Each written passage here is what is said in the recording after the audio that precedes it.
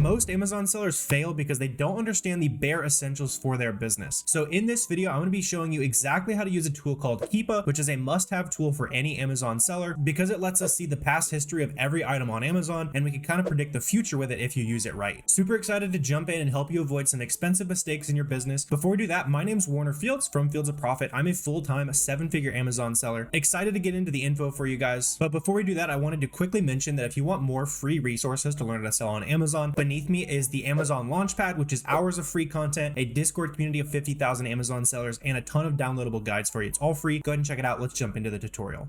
So to show you the basics of how this tool works, I've just gone ahead and opened up random product on Amazon, and I want to go ahead and start showing you different things that we can do with Keepa here. And I'll be breaking down what we can do. And if you're already familiar with Keepa, we're going to be getting into some more advanced stuff as well. So by the end of this video, you'll be going from a beginner at Keepa to a very proficient Keepa user, knowing some tricks that a lot of veteran Amazon sellers don't know. So let's just go ahead and get it started off right here. Keepa is going to embed on any Amazon page. Right down here, you can see here's the Keepa chart. There's a ton of different data that we can go ahead and toggle, but I want to go ahead and explain some of the most important stuff. And as we do, you'll probably see why this tool is only 20 bucks a month, but it is essential for your Amazon business. So the first thing that we can do on the Keepa chart here is check out the sales rank history. So this green line over time basically charts how popular the item was. So we can see over the last little bit, we've got it toggled down to the year. We can see that it's been pretty consistent. And the closer this number is to 1, the closer it is to the fastest selling product in that category. In this case, it's probably home and kitchen. And the other thing I can see based on this Keepa chart is that it has sold faster in the past. For example, we can see here last December, we can see how the sales rank was dipping lower and lower, which kind of makes sense. It's a pan, you might get it as a Christmas gift or something like that. And as we went further into the season, now it's just kind of a more standard sales rank. It's been very consistent recently, but we might see it start to dip again. And that could be something you could keep your eye on as we are getting closer to Christmas while I'm filming this video. So you can be on the lookout for patterns like that. The next thing that's really important on these charts here is the buy box line. This is showing me the buy box price over time. The buy box, by the way, is this big button up here. Anytime you have bought products on Amazon as a customer, you've probably been aware of this, but you probably weren't aware of what it's called. This is the buy box. This is where a huge percentage of sales on Amazon goes through. You got to win the buy box to be making sales on Amazon. And so this is charting the buy box over time. And the reason why this is valuable is we can see,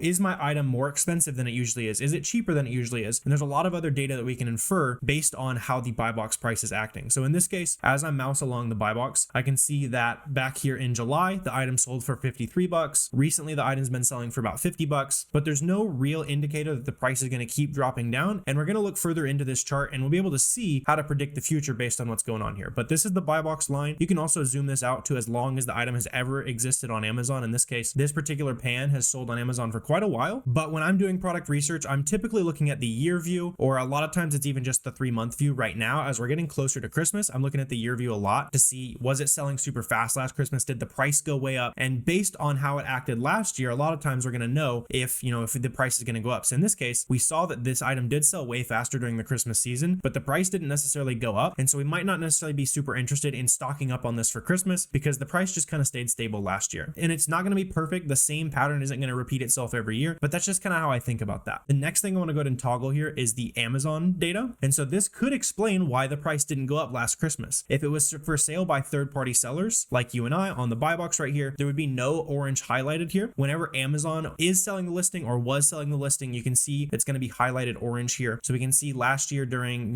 through December all the way through about middle of February, Amazon was selling on this listing. As soon as they sold out, the sales rank went up, which makes sense because the price went up, but it was also still selling because that sales rank was still, we're still seeing some drops during this period, which shows me that people were still buying this item for $85, which is pretty cool. If you're able to come in here and for whatever reason, everybody goes out of stock or something like that, we have proof that people are willing to pay $85 for this item. So the next thing I want to show you guys, the difference between is the new price versus the buy box price. So what's interesting about Amazon is the lowest price isn't necessarily always going to be the one making sales. That's a super big misconception. In fact, you can make sales way above the least expensive options on these listings. As you can see right here, a seller has been on these recently for about $32.99. Imagine that this is a merchant fulfilled seller and they're charging shipping. Typically, you don't see this big of a difference between the new price being low and the buy box price where people are actually buying the item. So I bet this is like a merchant fulfilled seller. There's some shipping costs we're not thinking about or something like that. A lot of your items, pay attention to this new price and especially these FBA cones here. And I'm going to go ahead and turn off buy box to show you how this works. Basically, the FBA triangles right here, these are charting the FBA prices over time. And we can also toggle the FBM prices over time. So we can see here when we toggle that on, the FBA prices, that's when we're shipping it to Amazon's warehouse. They sent it to the customer for us. us, and the FBM options, fulfilled by merchant, that's shipping it straight to the customer ourselves, they're pretty much equal in terms of what that final price is. So when that new price was lowered down there at $33 or so, really it's getting an addition from shipping. Hopefully that makes a little bit of sense to you. And we can see over time how these triangles sometimes can differ from the actual buy box, and sometimes they're going to chart the buy box very, very closely. And so another thing that we can figure out by looking at this chart here is how a lot of times you can actually make sales higher prices than the FBM sellers if you are FBA. That's one of the big benefits. In fact, I'll zoom way in here so you can see how at this exact point in time, someone was selling this item for $50 as a merchant fulfilled seller, but the buy box was going to a seller at $51.20, which by the way wasn't even the cheapest FBA offer on the listing, because you can see the cheapest FBA seller was $51.17. So there's a lot of things we can see there. And the big thing I want you guys to remember is that you can sell these items on Amazon for way more than the current lowest FBA or lowest FBM price. And so up top, this is the majority of the simple Keepa filters that I'm using. Most of the time, I've just got that clicked off, and that's what my Keepa charts look like. That's how I prefer to look at it. Some of you guys might like to turn this off and just see buy box. Totally up to you, totally up to user preference on that. You can also toggle the used prices on a lot of these items. Personally, I only flip new products. I used to do a ton of used products though. So if you're someone who's doing books or any of those other business models where you might be selling more used products, definitely look into that. And I have older tutorials on my channel where I was definitely just a bookseller looking at those kind of things that might be useful for you as well. The other thing that we can check out here is the middle chart here on Keepa. This is basically charting the sales rank in between individual categories and subcategories. So you can see right here, this pan is currently the 23rd best-selling saute pan on Amazon. I don't personally look at this data super often, but it's kind of interesting to look at. Sometimes you can see some different relationships on here. Again, this isn't the most useful for me. I'm typically using this bottom graph a whole lot more, especially with the new offer count right here. So this is showing me the entire history of anyone who's ever been on this listing and how many sellers there were over time. So one thing that's really interesting, as we're making this graph more and more data rich, we can kind of see why the price might have dropped up here on the top. And it's because back here in June, there was like 12 FBA sellers on it, or just 12 sellers in general. But as we've been getting recently, the past couple months, there's been upwards of over 20 sellers on these listings, which has dropped the price by just a couple bucks in this case. Because this listing is selling so fast, selling over 1,000 times a month, that could be why this price hasn't dropped further. But that's one thing I want you guys to be on the lookout for as you're sourcing products, is if you see an increase in sellers and the price hasn't reacted yet, that can be a big red flag. And in this case, the main reason why the price has not dropped further is because this product is selling so fast. You're selling over 1,000 times a month. So that's one thing to look out for on the new offer count down here. Again, you can also toggle used if you're into selling used items. And then I'm also a big fan of using the review count graph down here. Sometimes these can get a little bit glitchy, especially with products that maybe had a variation or something like that. We'll get into that. Seeing sales between products that have variations is another big one. So like we can just zoom out here and we can see how fast that this item is actually gaining reviews, right? And the faster an item is gaining reviews, it's pretty reasonable to assume that it's actually gaining sales. So if you see a lot of action on that review count chart, you know that your product is selling. So in this case here, I'm moused over February. We can see that there was about 2,500 reviews on this listing. And now that we're in October, there's over 2,600 reviews. This is also especially useful over a smaller time horizon. So I've gone ahead and toggled the month time horizon here. And so we've gone from about 2,617 reviews to 2,631 reviews. And the review rate on Amazon is super, super low. It's a couple percentage points, sometimes even lower than 1%. And so if this item has gained, 15 to 20 reviews over the last month, you multiply that by at least 50 to 100 based on the fact that a very small percentage of people are reviewing these items. Again, that's another justification that this item is definitely selling. And I like to use that on listings where I can't tell if the item's really selling or not. In this case, we can see new sellers dropping off, coming back on, which definitely shows me that this item is selling. We can see the sales rank dipping all over the place, again, showing us that this item is selling. But if there's ever a listing where maybe there's not as much data or Keepa's a little bit glitched, you'll see that on some listings as well. There's all these different things that we can do to tell if the item's actually selling. So review count's a good one. To see the fluctuation in new sellers, a good one. If you ever see the buy box fluctuating around a lot, one thing that's really interesting up here on the top of the Keepa chart, as we mouse over, you're going to notice different orange bars. And sometimes on these listings, you may even see a little bit of blue. In this case, it looks like this seller is maybe one of the only ones that has some blue up there at the top. And that's just showing me that the buy box was either orange FBA or the buy box was blue FBM. And the more you see this chart up here at the top, the more you see these bars rotating back and forth between sellers, the safer I feel about buying these items, because that's showing me that Amazon is sharing the sales between a ton of different sellers. If you ever go to a listing and you mouse over it and you see just a solid orange bar all along the top, it probably means that it's either the brand themselves is selling it, a distributor has some kind of exclusive relationship and they're hogging all the sales on the listing. You'll see this a lot when we're looking at products that Amazon is selling. See, if we mouse over back here when Amazon sales on the listing. You can see that's solid orange up at the top. Amazon just was simply not sharing sales with third-party sellers, even though there was a lot of third-party sellers at the same price and there was 6 to 7 sellers on this listing. They just were not sharing sales. So be on the lookout for the buy box up at the top. It's going to show you if you're going to be able to make sales or if somebody's artificially hogging a bunch of the sales. So that's pretty much it for the price history section of Keepa. I want to go ahead and break down the other more advanced sections for you guys as well. And we'll also go through some red flags, some things to look out for on this chart right here, especially for some of you newer sellers. As you're going, you're going to make some mistakes. So I've got some red flag listings picked out for you up here. We're going to take a look at in just a second, but let's go ahead and dive into kind of some more of the detailed versions of Keepa. So Keepa product tracker is super slept on by a lot of Amazon sellers. If you're an advanced seller, you're probably sleeping on this feature as well. And so I want to show you just a quick application of how to use this feature. And to do that, I've pulled up an example of a different product here. And the reason why I've chosen this one is because on the price history graph right here, we can see that last Christmas, the price went way up on this item,